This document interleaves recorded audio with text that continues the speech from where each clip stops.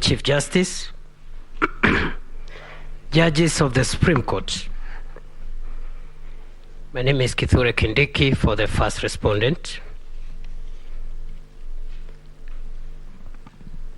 On 15th August 2022,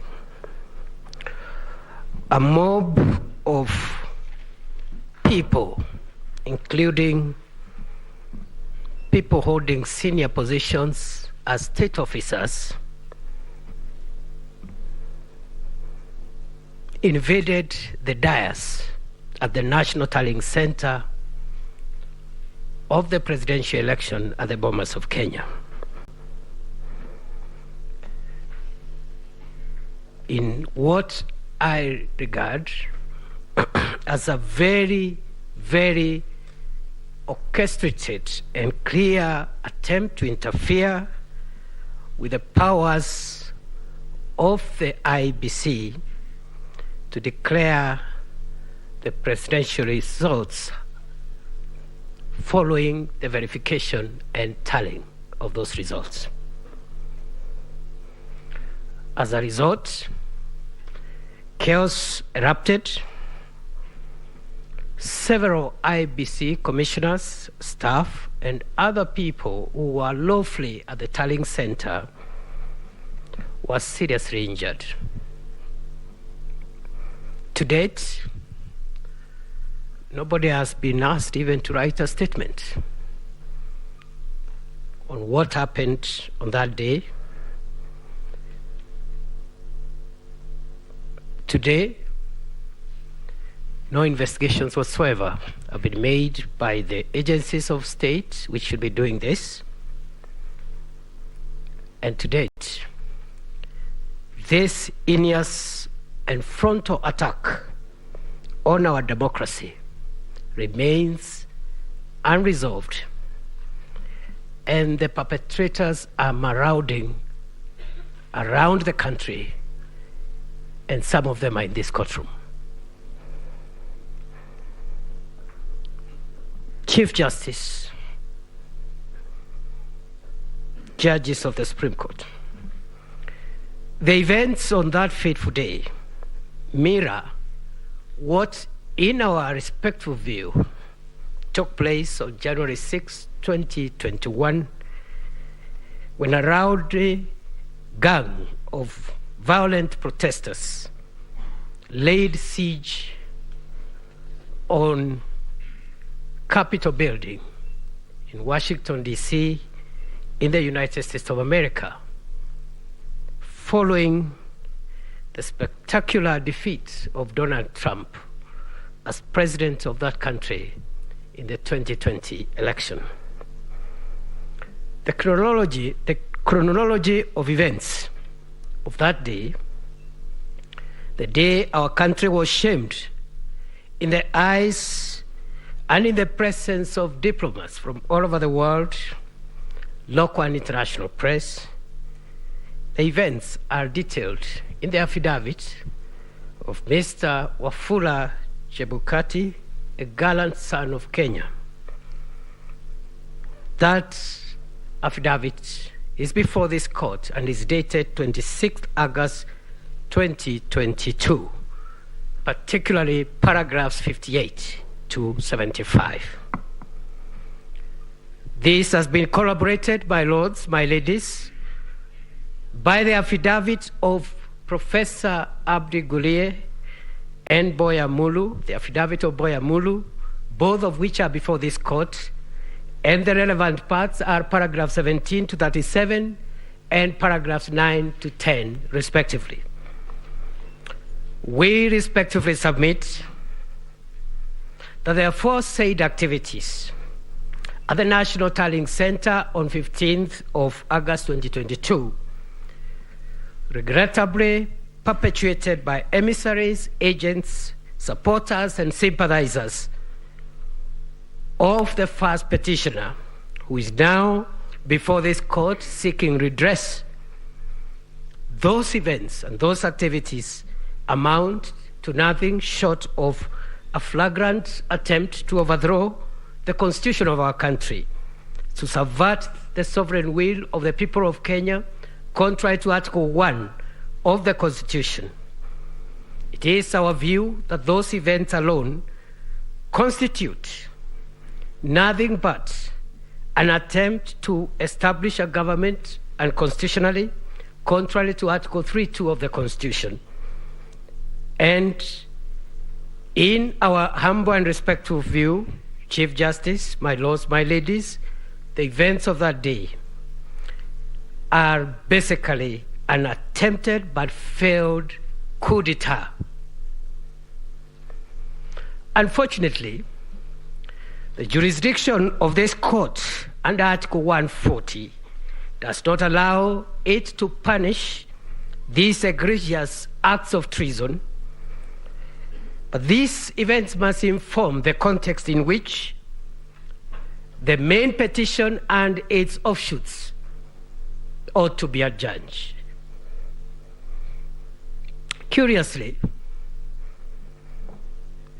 the mentioned public officers, who include civilian state officers, including a cabinet secretary, senior military officials, including the Vice Chief of Defense Forces, head of police, head of intelligence, the head of public service and chief of staff, which itself is an illegal position under our Constitution. All those people have not denied that they met the IEBC in plenary. The only thing they have told this court is that they went there to try and fast-track the declaration of results and not to do what Mr. Chebukati has told this court on oath, which is they went to go and try to have the first petitioner declared as president of the Republic, or otherwise force a runoff between him and my client. With tremendous respect, we ask this court to consider those acts as not only destructive to the independence of our institutions, but more particularly an affront on Article 249, 2A of the Constitution that describes the IEBC and other such independent institutions in the following words, that they are independent, and I quote, and are not subject to direction or control of any person or authority.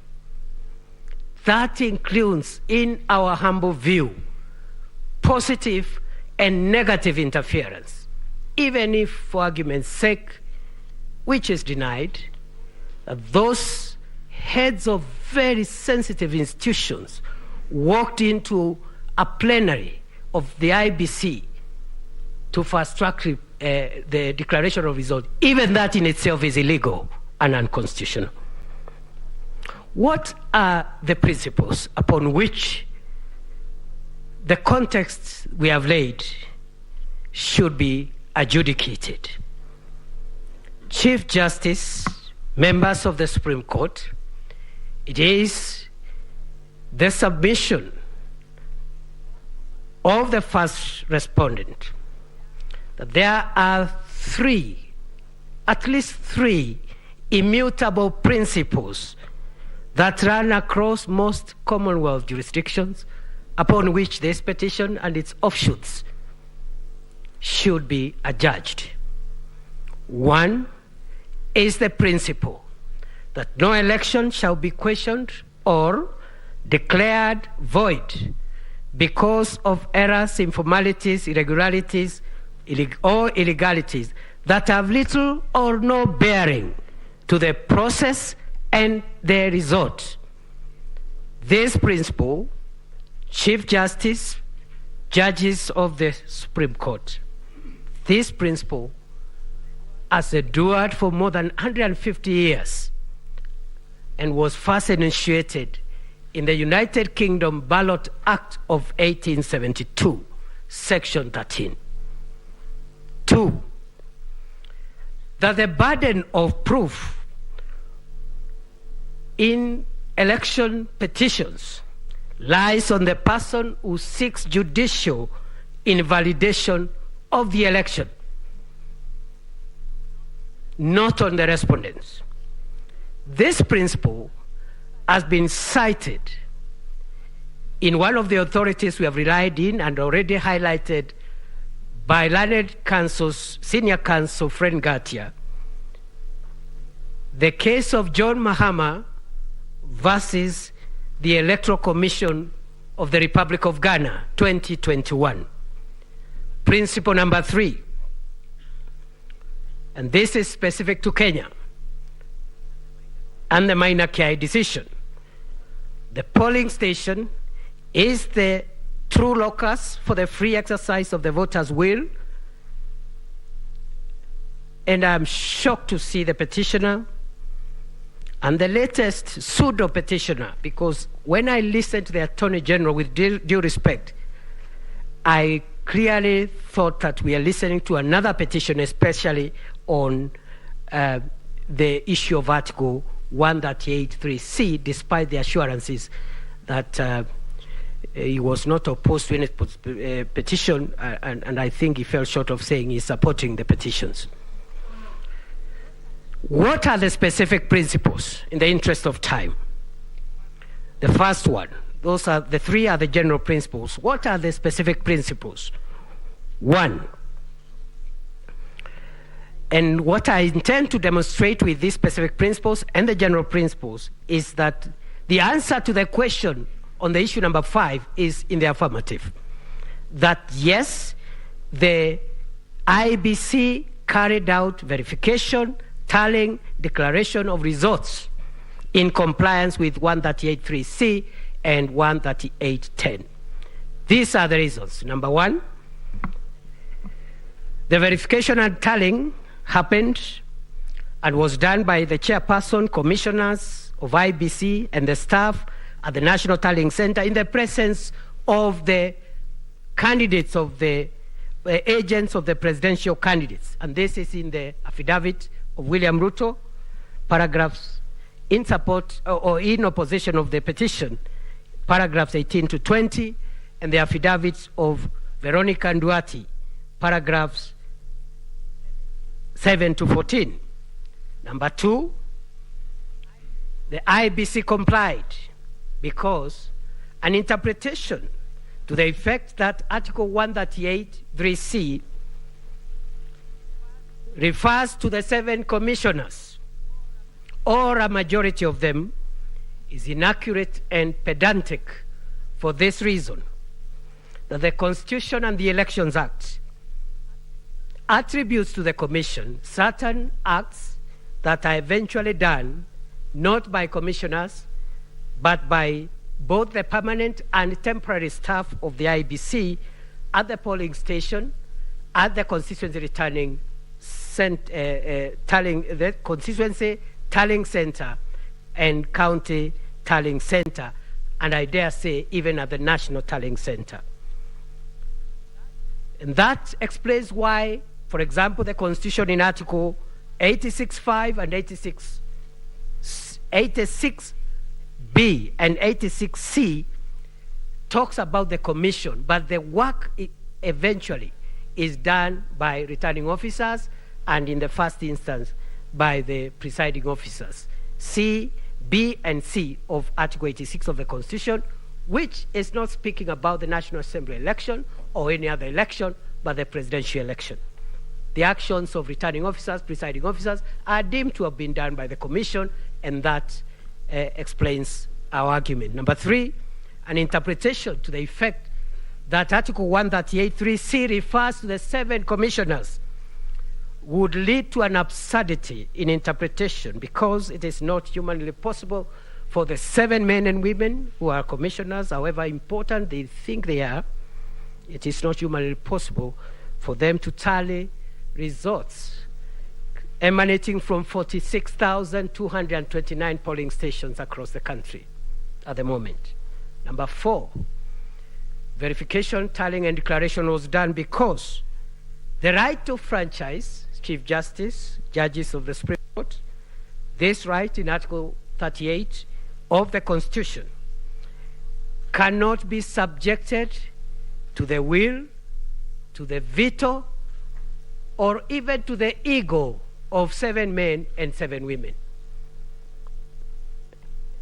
Even if, as they claim, they think they hold the constitutional veto to try and moderate or alter or balance the will of the people as expressed at the polling station and as received in original 39As.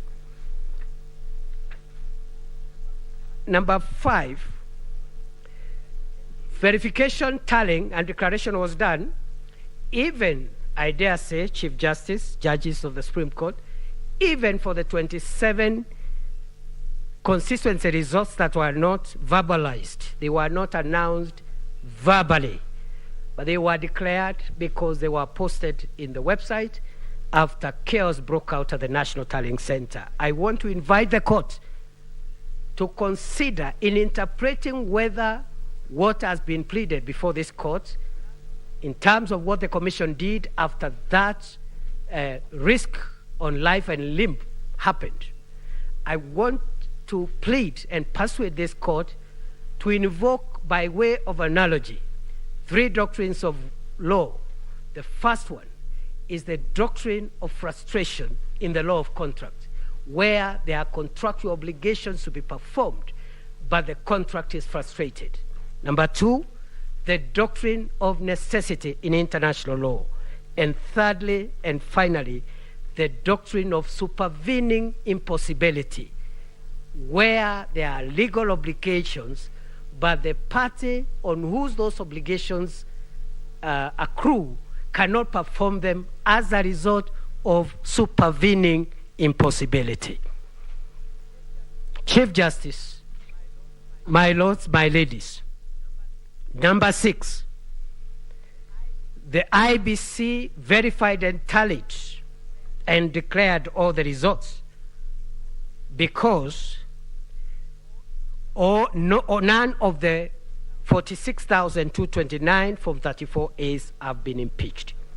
Number 7, the IEBC verified, tallied, and declared all the results because the tallying that happens at the National Tallying Center is basically clerical.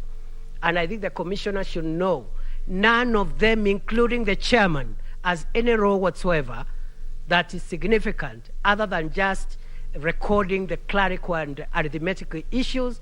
And this is so, and this explains why, even when there are discrepancies between what was transmitted through electronic means and what comes as a physical form, the best that the chairperson, as the returning officer, can do is to note the errors in the error form, and only this court can actually interrogate and decide on the fate of those discrepancies.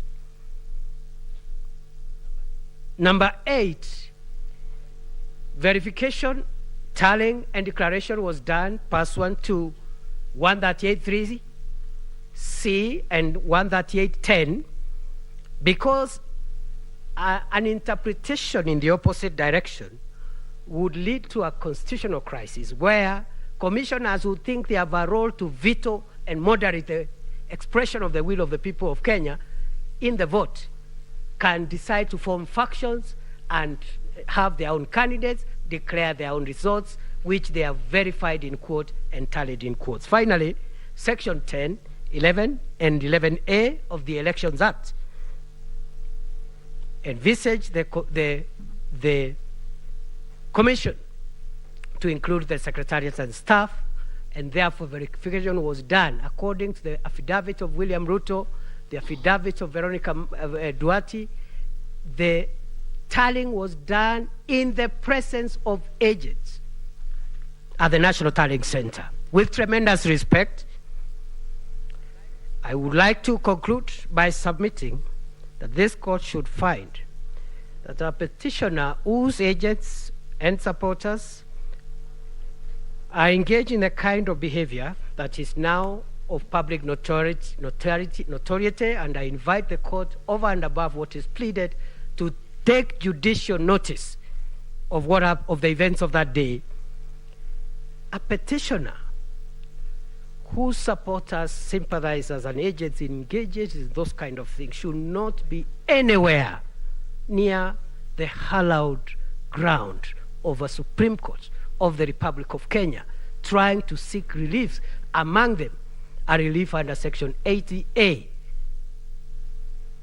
that they be declared winners of an election that they didn't win. We submit that the mob that swelled our image, the image of our nation, including the conductors of the orchestra, are now before this court shouting loudest that we must release Barabbas. This court should stop Barabbas and his mob from benefiting from their own malfeasance. We pray that all the petitions, including the submissions by the Attorney General, particularly on this issue of Article 138, those petitions be struck out with costs. I respectfully and humbly submit. And now, with the permission of the Chief Justice and the court, I yield the microphone to Senior Counsel Kirago Kimani to address the court and submit on issue number 7 and number 8. I thank you.